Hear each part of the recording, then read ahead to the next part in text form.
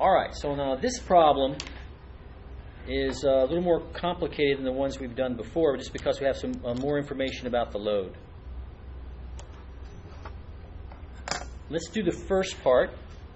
It says determine the maximum negative moment created by these forces at A. So I want to first draw the influence line for the moment at A. Okay? And then we'll use the influence line information and these loads to compute the maximum moment. So I'm going to find the moment at A. How do I do that? Let me just help you visualize it. I'll redraw it somewhat. First of all, how many reactions do we have at A? 3. And then we have 1 at C. So if I tried to draw a free body diagram for the whole structure, it would be indeterminate. So I'm going to have to take it apart here at B. So I'm going to go ahead and write it that way. So let me go ahead and break these two pieces up so you can see it.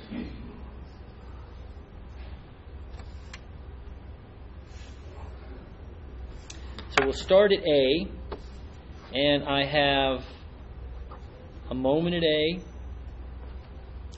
and I have a shear at A. Over here at C, I would have positive shear. And then what's happening here at B? Well, I'll just assume a positive shear at B on both sides. And we also have a force in the x direction, which could be an axial force. Oh, I also left this one off, didn't I? Sorry about that. So there's all of our unknowns. So if you add them all up, you get 3 plus 2 plus 1 is 6 total. And of course, I have 2 free bodies. And this has a length of 5 meters. And this has a length of 10 meters. So how do I solve for the moment at A? What do I need to do that? I need the shear at B. Because if I sum moments about A, the only thing that's creating moment about A would be the load and the shear at B. So if I get the shear at B, I can get my moment expression. Everybody see that? So the first thing I have to do is get the shear at B as the influence line for that, and then do the moment. Okay? So how do I do that? Well, I do it by solving this problem first. So I'll start over here. Let's find the shear at B. That's what I'm trying to find. So if I look at the right-hand side, I'll draw the body out for you. I have the shear at C. I have the shear at B. And let's assume, initially, that my unit load is between 0 and 5. So is it on this structure? No. So what's the shear at B? 0.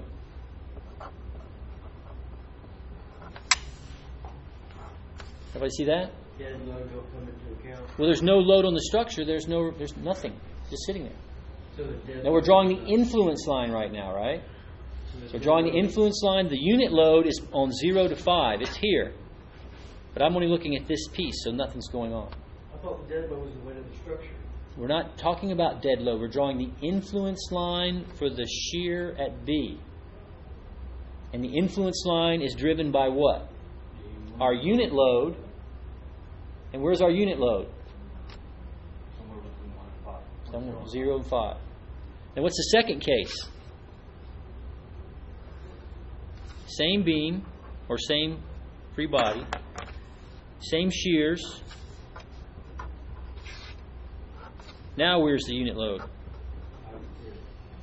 5 to 15. Now when it's between 5 and 15, that means it's here.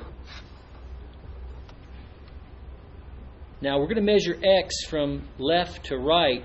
So what's this distance here? 10 minus x. Not 10. 15 minus x. See that? So now if I sum moments about C, make sure it's in equilibrium, what do I get? Well, 1 is positive moment with the moment arm of 15 minus x. And then I have what? Negative shear at B times a moment arm of 10. So what's the shear at B? Looks like it's 15 minus x divided by 10. Everybody see that? We could plot that. Maybe it'll look better to you if I plot it. I know it's not part of the problem, but let's go ahead and do it anyway. So if I now draw the influence line for the shear at B,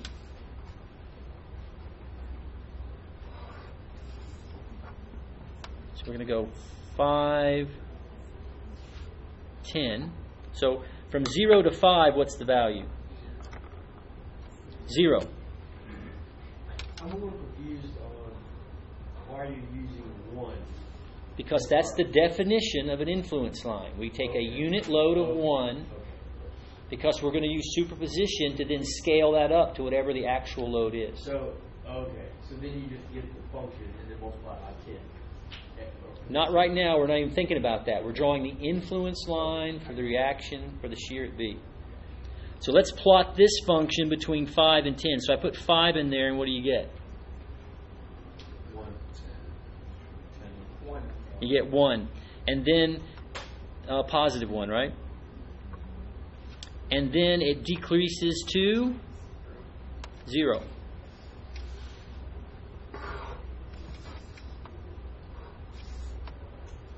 There's my influence line. Does that make sense?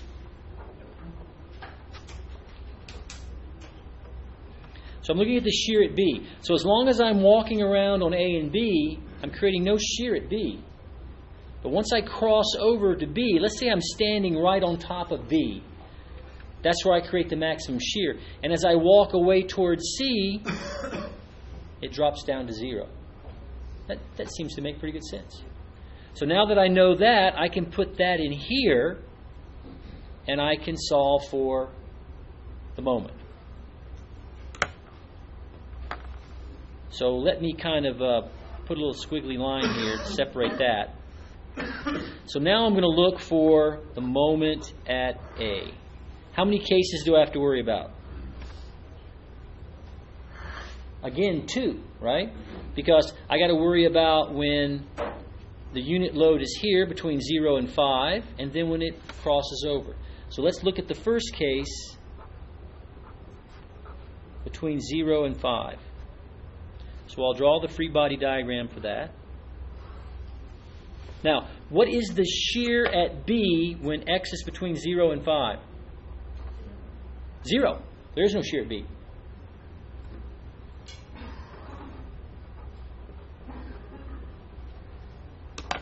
But I do have my unit load at a position of x. Everybody see that? So what's the moment at A? So we'll sum moments at A. Make sure it's equilibrium. So according to this, I've got a negative moment at A, then minus 1 times x. So it looks like my moment at A is equal to negative x. And that's valid from 0 to 5. What's the next possibility? Now I'm going to go from 5 to 15. Now what's the shear at B?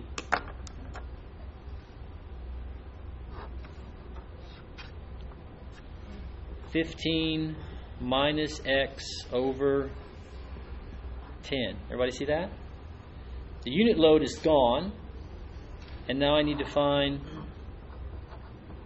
the moment at A. Oh, I forgot to tell you that this was 5. Sorry. I'll fill that in. So what's the moment at A? Well, again, some moments. I like to use right-hand rule. Make sure our moments are in equilibrium. So again, I get a negative reaction moment at A, and then this is also creating negative moment. It has a force of 15 minus x over 10 times 5. So what's the moment at A? It's all that. I'll cancel that out, and it'll end up being 15 minus x over 2. Mr. Adden. Okay, so the steps that we did here, the first thing that you did, you determined which side of the beam was easier to work, and you worked the right side. Left. So then we did the right 10 meters. And then from that, we get the shear at B. But if we were to work the left side, You would have got the same result. the shear at B would still have been 0.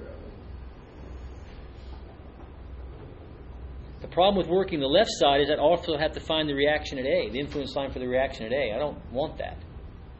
There's a big advantage to working the free body diagram from 10 to 15 because I get the value I want and I don't care about this one over here. If I wanted to work this side, well, I'd be in trouble. I have too many unknowns. You can't get the shear at B here by itself because you'd have to also know the shear at A. I don't want that. So, Well, I guess you may want it, but in this problem I don't. I was wondering, because when we determined that we worked the right side of the beam, we put that one point, our unit load, in between that. But if we worked the left side, then our unit load would be 0 and 5. It would be that 5 meters when we put a unit load. Remember, this is not the free body. It's the position of the load on the structure. So once I choose to work this free body diagram, this just tells me where the unit load is. It's either on this free body or it's not. There's only two choices. There's no other way. It's either there or it's not. Same thing here. It's either there or it's not. I'm understanding all of that. I'm just losing it at whenever we drop down to the moment while we're not using while there's no shear. There is shear. We saw for the shear. The shear at B, right, is 0. That's why it's not there. Maybe I should have written it there and wrote 0. Maybe I'll write that in for you. There is a shear at B. It's just 0. From when the unit load is between 0 and 5. Now, it's on this free body now. When I draw the second one, when it's off the free body, the shear changes. So since you have this division point, everything's going to change because of that. You're going to be on one side, you're going to have different shear moment equations. When you're on the other side, you'll have a different reaction.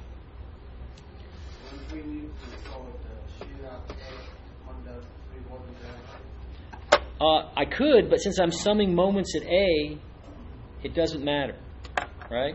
I can draw it in, but remember I'm summing moments at A. So the shear at A creates no moment at A, right? We're summing moments at A.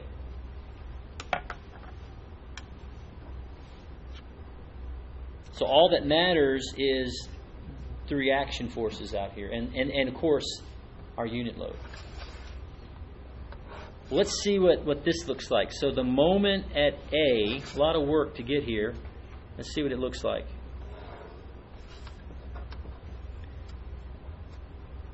Okay, from 0 to 5, it's negative x. So it's going to start here at 0 and go down to minus 5.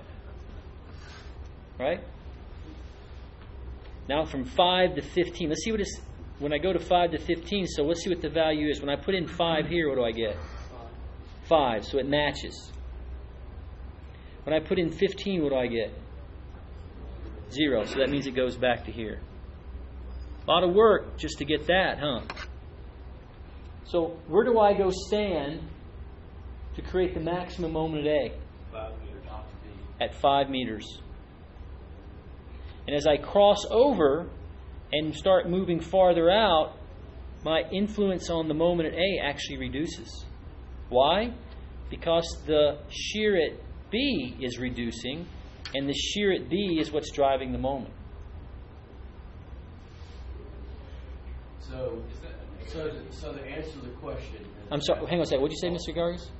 Isn't that a negative thing? Negative what? At 15 meters. Moment at A. Well, 15 minus 15 is 0. You talking about right here? Is it negative 15 minus 15? Well, 15 minus 15 is 0. There's no sign for 0. Yeah. Well, it could be any sign. Negative 0. How do we apply the loads here? So to answer your question, Well, No. let's finish the problem. So what's the answer to the problem is, what's the maximum negative moment that can be created at point A? -5. Well, let's see. There's two components. First of all, so maximum moment at A. What's the concentrated load? Well, the concentrated force is 10 kilonewtons. Where would it be? Right here at 5 meters. So the moment it would create would be what? Yeah, so it would be 10 kilonewtons. That's the force. Times the order of the line, which is -5. By the way, this has units of feet. So that'd be, meters. So this would be 5 meters.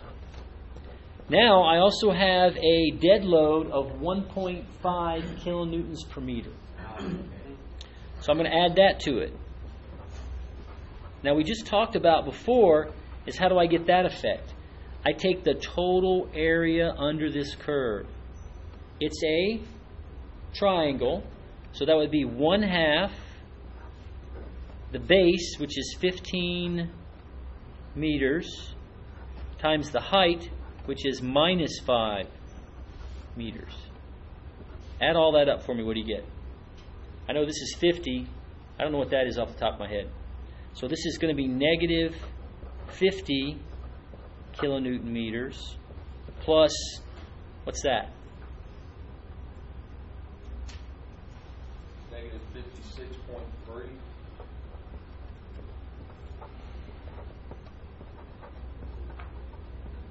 And you add those two together, and you get 106.3. Did you remember to add the -50? I thought I did. It's hard to see down there at the bottom, but there's my -50. Is it 106.3? Well, 50 plus 56.3, if that's right. Is it? Yes. So there's my maximum moment for those two loads. Sorry, I got kind of squished down there at the bottom, but you can barely see it. Trying to figure how you get the area for the two triangles. Well, it's just a triangle, so I just took 1/2 the base times the height. The area of a triangle is 1/2 base times height. Yeah. So I didn't break it up into two. The dimension or the base is 15. The height is -5. So the positive shear. So that's what I wrote here. 1/2 base times height, and then there's the unit load. So this is again force times the area under the curve, or load times the area under the curve. Okay, let me stop this one. Plus, we're way over time.